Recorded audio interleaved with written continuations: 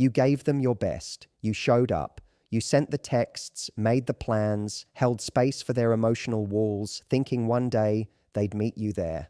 But they didn't. So you held on tighter. You thought maybe if you loved harder, they'd finally feel safe enough to love you back. What you didn't realize is, while you were busy proving your worth, they were comfortable knowing you'd never leave. Until you did. And that's the moment everything changes. When the anxious finally stops chasing, the avoidant stops running. Not because they've healed, but because your absence is now louder than your presence ever was. Anxious attachment thrives on hope until it burns out and detaches. In the beginning of a connection, someone with an anxious attachment style often pours themselves in completely. They notice every nuance in tone, every small shift in communication, and they internalize it all. Their mind becomes a storm of questions. Did I say something wrong? Are they pulling away? Why haven't they replied yet? And despite the emotional turmoil it creates, there's always this underlying hope that things will stabilize, that the person they're with will eventually give them the consistency and closeness they crave. So they keep giving. They forgive inconsistency. They rationalize distance. They put effort into the conversations, the meetups, the emotional support, and sometimes even into holding the entire connection together on their own. This hope becomes the glue holding everything together. They believe if they can just be patient enough, kind enough, understanding enough, eventually the avoidant partner will feel safe enough to meet them in that space of emotional intimacy. And for a while, that belief sustains them, because every so often, the avoidant person might give a small sign, a breadcrumb, a spontaneous sweet message, a vulnerable moment, a sign of affection that ignites the anxious person's belief that this is going somewhere, that it's working, that it's just taking time. But behind the scenes, what's really happening is an emotional economy where one person is constantly investing and the other is withdrawing. The anxious person starts to live in the space between highs and lows, waiting for the next emotional paycheck to remind them their effort is worth it. They adapt their behavior. They tiptoe around emotional triggers. They shrink their needs, thinking they're being too much or too needy. They become masters at self-blame and overthinking, constantly rewriting scenarios in their heads, wondering what they could do better next time to avoid pushing the other person further away. This emotional labor doesn't just exhaust them, it erodes them. And yet, for a long time, they keep going, because the anxious attachment system is wired to find security through closeness. So, they'll do everything in their power to prevent disconnection, even if it means losing a part of themselves in the process. They equate love with effort, and they often assume that if someone's pulling away, the solution is to try harder, be more understanding, be less demanding, show more love. But all this does is feed the avoidant's comfort. The avoidant becomes used to being pursued. They come to expect that no matter how distant or non-committal they are, the anxious partner will still show up. And then something breaks. It doesn't happen in an explosion, it happens quietly. One day, the anxious person stops reaching out first, not as a game, but because they're tired, not angry, just empty. The same hope that once fueled them begins to fade. They start to realize their needs aren't being met, and worse, that those needs have been buried under the constant effort to prove they're worthy of love. They begin to see the pattern. The more they chase, the more the other retreats. And they finally understand it's not about them not being enough. It's about the dynamic itself not being healthy. That realization doesn't always come with clarity. Sometimes it comes with grief, because letting go of hope means letting go of the idea that things could still turn around. But once that shift begins, it accelerates. The anxious person starts detaching, not out of bitterness, but out of self-preservation. The energy they once spent on analyzing texts and chasing reassurance is now spent on rebuilding their own sense of peace. They stop waiting for replies. They stop initiating plans. They stop hoping the other person will finally get it. It's not a cold withdrawal, it's a quiet reclaiming of power. And slowly, that hope, the very thing that kept them in the cycle, burns out. Not because they no longer care, but because they've realized that caring alone isn't enough to sustain a relationship. that no amount of patience or effort can compensate for emotional unavailability on the other side. They start seeing things differently. Where they once saw mixed signals as signs of confusion or fear in the other person, they now see them as a lack of readiness. Where they once interpreted distance as something they needed to fix, they now recognize it as a boundary they can choose not to cross. They become more grounded, more centered, and that anxious energy, which once felt like an unrelenting storm inside them, begins to still. Not because everything is perfect, but because they're no longer trying to control an outcome that was never in their hands to begin with. Avoidants often don't realize what they had until silence replaces pursuit. In the early stages of a relationship, avoidantly attached individuals typically keep an emotional distance. They might enjoy the connection, the comfort of someone being there, the support, the affection, but they rarely allow themselves to fully lean in. They have a deep need for independence, autonomy, and space, and often feel overwhelmed by emotional closeness, especially when someone seems to want more from them than they're ready or willing to give. So they retreat. Sometimes subtly, other times suddenly. They answer with one-word texts. They take hours or days to respond. They delay plans. They get irritated when asked emotionally intimate questions. They might even talk about how they're not ready for something serious or just figuring things out, and yet they stay close enough to keep the connection alive. They enjoy the presence of someone who cares without having to fully reciprocate the vulnerability. What fuels this dynamic is the certainty that the other person will always be there. The avoidant feels they can keep their distance, say what they need to say to maintain space, and still expect the other person to reach out, to initiate, to care enough for both of them. And when that person is anxiously attached, that's often exactly what happens. The anxious partner keeps showing up, keeps giving chances, keeps believing that with a little more time, the avoidant will come around. The avoidant grows accustomed to this dance. They know that if they need comfort, it's available, that if they disappear for a bit, there will still be a message waiting when they come back. This gives them the illusion of control. They get to maintain distance while still benefiting from connection.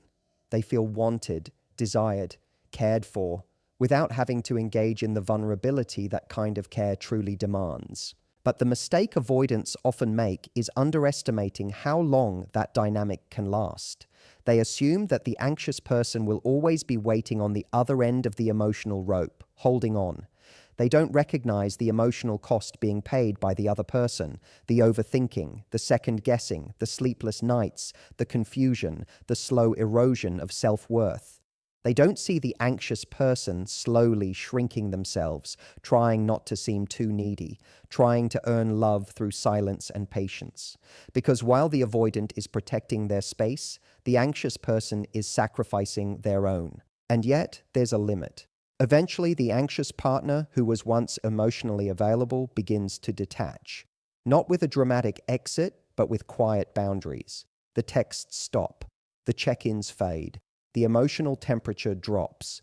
There's no longer a reach to reconnect after space is taken. And this silence that once would have gone unnoticed suddenly feels deafening to the avoidant.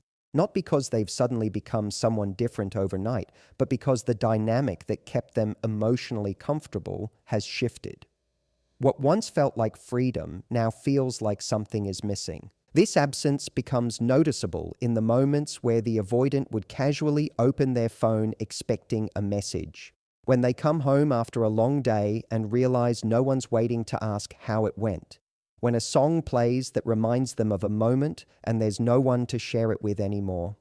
When the regular rhythm of comfort and distance no longer plays in the background of their lives, and for the first time they feel the emptiness they didn't see coming. Avoidants are not emotionless. They are often deeply sensitive, but that sensitivity is guarded by layers of self-protection. They avoid vulnerability because it feels risky, sometimes even threatening.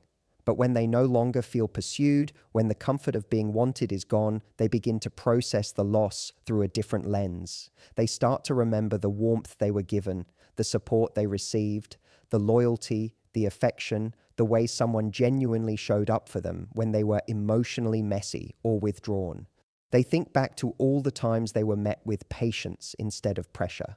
all the times they pushed away and were still met with open arms. And now those arms are closed.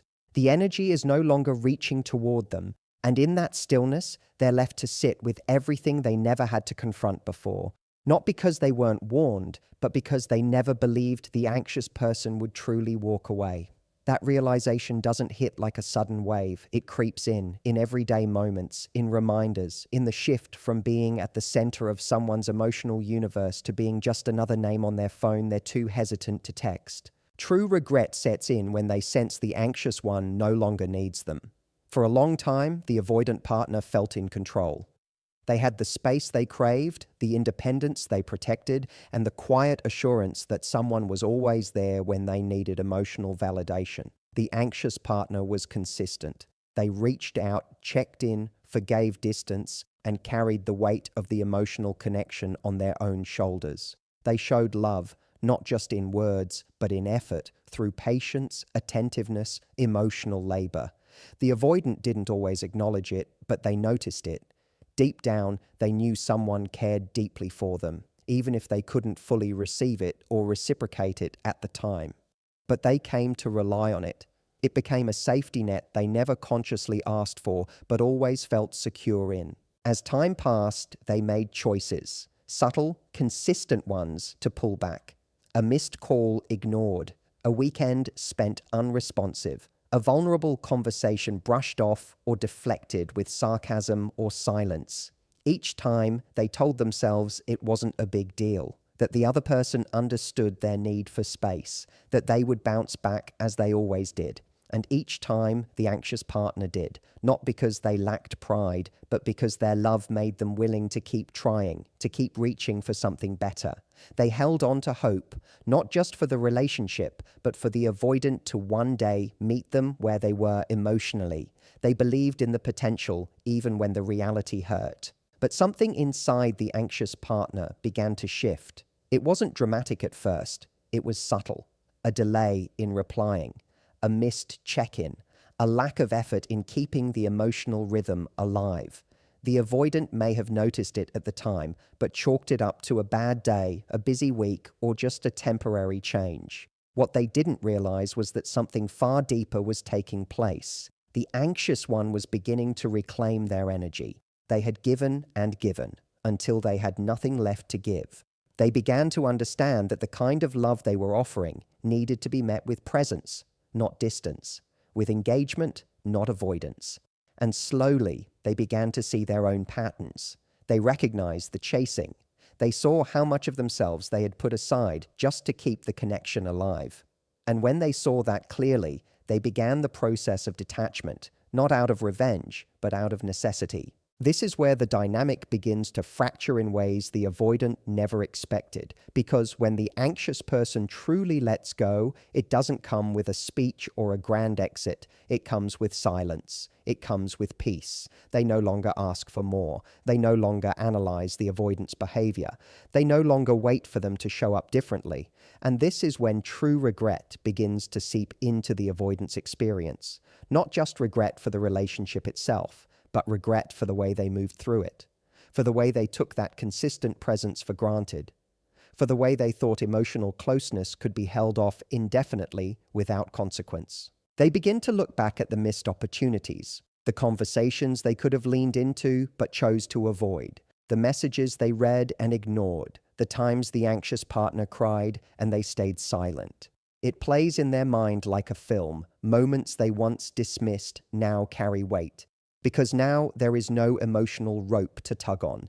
There is no one chasing. The anxious partner, once so emotionally available, is now self-focused, grounded, unbothered, not cold, but calm, not angry, but detached. And it's in that emotional neutrality that the avoidant feels the most discomfort. Because avoidants aren't afraid of anger. Anger they can handle.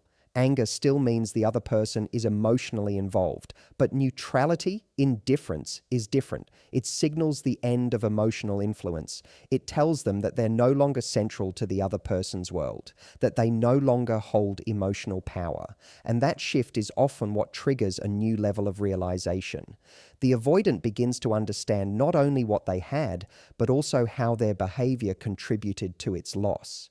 not in a vague, reflective sense, but with clarity, with moments that hit them during a quiet evening or in the stillness of their own thoughts. They notice how different life feels without that constant warmth, without the knowing that someone was emotionally invested in their well-being. The regret builds, not because the anxious partner left with dramatic flair, but because they didn't. They simply stopped needing the avoidant, and in doing so, left behind a silence too loud to ignore. Distance doesn't always create desire, but clarity. In the avoidant-anxious dynamic, distance is often mistaken for power. The avoidant pulls away, believing that emotional space will maintain control, keep things comfortable, and prevent them from becoming too vulnerable. They think that by keeping one foot out the door, they're protecting themselves from emotional risk. For the anxious partner, that distance creates immediate discomfort. It activates fears of abandonment, thoughts of not being enough, and a strong urge to close the gap. So they reach out. They apologize for things that aren't their fault. They initiate conversation. They make plans. They try to reconnect. They do everything they can to restore closeness, often at the cost of their own emotional well-being. At first, the distance seems to work for the avoidant. They get the space they want while still receiving the reassurance of someone who won't let go. It reinforces their belief that they don't need to change, that they can keep avoiding uncomfortable emotions and still maintain a connection. They don't recognize the silent toll it's taking on the other person, the constant second-guessing, the emotional labor, the loneliness felt even when in the same room. That pursuit isn't born from desperation. It's born from longing, from wanting closeness with someone who keeps placing walls where bridges should be. But eventually, something shifts. The anxious partner reaches a point where distance no longer ignites the same reaction. They stop chasing, not because they've stopped caring, but because they've started seeing things more clearly. They begin to understand that the space they're being given isn't a test they need to pass. It's a message. And the message is, I am not ready to meet you in the place where love requires presence, effort, and vulnerability. That realization doesn't happen overnight. It comes from exhaustion, from replaying the same cycle of connection and withdrawal over and over again. It comes from realizing that every time they move closer, the other person moves further away. And eventually, they just stop moving. This is when clarity starts to cut through the fog. The anxious partner begins to ask different questions. Not, how can I fix this? But why am I the only one fixing this? Not, what did I do wrong? But why am I working so hard to be loved? They start reflecting on the times they minimized their needs just to make the other person comfortable. The moments they accepted breadcrumbs when they deserved a full meal. They see how much of themselves they lost trying to earn the affection of someone who was always halfway out the door. And in this new clarity, distance no longer feels like a problem to solve. It feels like proof. Proof that the relationship was unbalanced. Proof that love doesn't thrive in guessing games or emotional inconsistency. The anxious person begins to reframe the distance as an invitation to come back to themselves. They stop romanticizing potential and start recognizing patterns. They stop waiting for apologies and start honoring their own truth. They realize that closeness with someone who keeps you at arm's length is not intimacy. It's a slow form of self-betrayal. Meanwhile, the avoidant partner begins to feel the unexpected weight of their own choices. Where distance once brought them relief, it now brings a different kind of discomfort, because the other person isn't filling the silence anymore.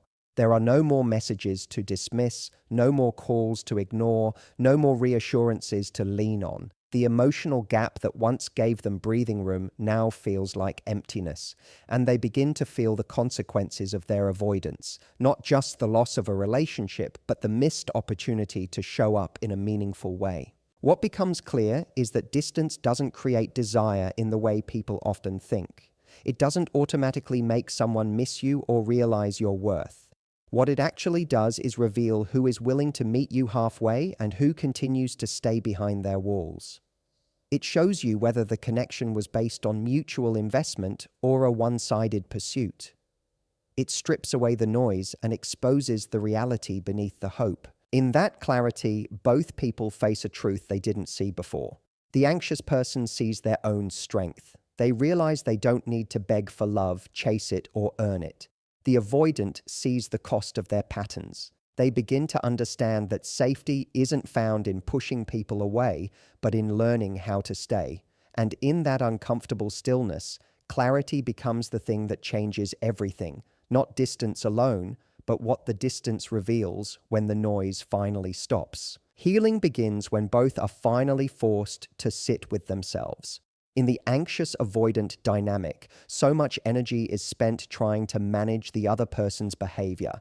The anxious one analyzes every message, tries to predict every reaction, and bends themselves in 100 different directions in hopes of keeping the relationship intact. The avoidant carefully calculates how much to share, how close to get, how far to retreat, and how to maintain just enough connection without losing their sense of independence. For a long time, neither person is truly present with themselves. They are each reacting to the other, locked in a push and pull that feels like love, but is often just fear in disguise. Fear of abandonment, fear of engulfment, fear of being seen and still not being enough, fear of getting too close and being hurt again. When the anxious partner finally lets go, not just in words, but in action, something significant shifts. They stop chasing. They stop reaching out. They stop explaining their emotions in the hopes of being understood.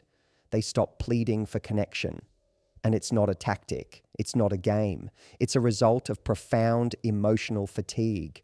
The realization that love isn't supposed to feel like begging for scraps. That true intimacy can't be built on chronic uncertainty. When this happens, the anxious person is left with someone they've been avoiding all along, themselves. Without the noise of the other person's behavior to react to, they are forced to turn inward.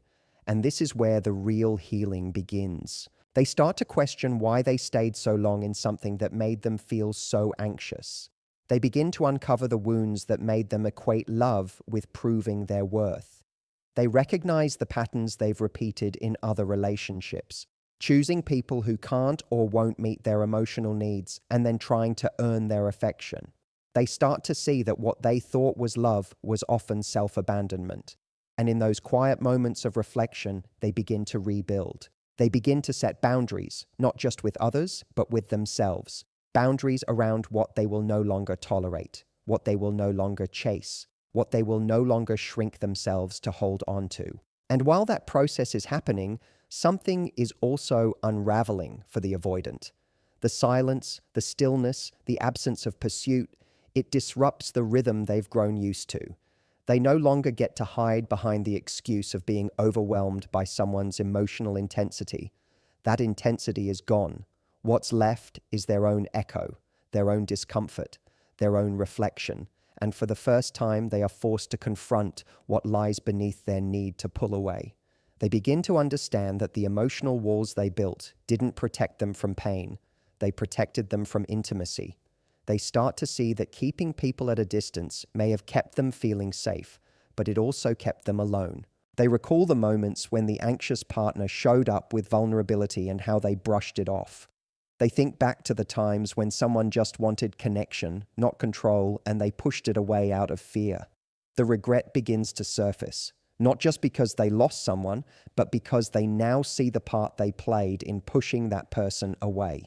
They begin to question their own stories, the ones that told them love equals entrapment, the ones that made them believe emotions are dangerous. They start to notice how often they confuse needing space with running away. And in the absence of noise, they too must face themselves. Healing for the avoidant doesn't look like suddenly becoming emotionally expressive. It starts with honesty, with acknowledging how much they've avoided, not just people, but pain, intimacy, truth. They begin to see how avoidance wasn't strength. It was survival, and survival mode isn't sustainable when you want real connection.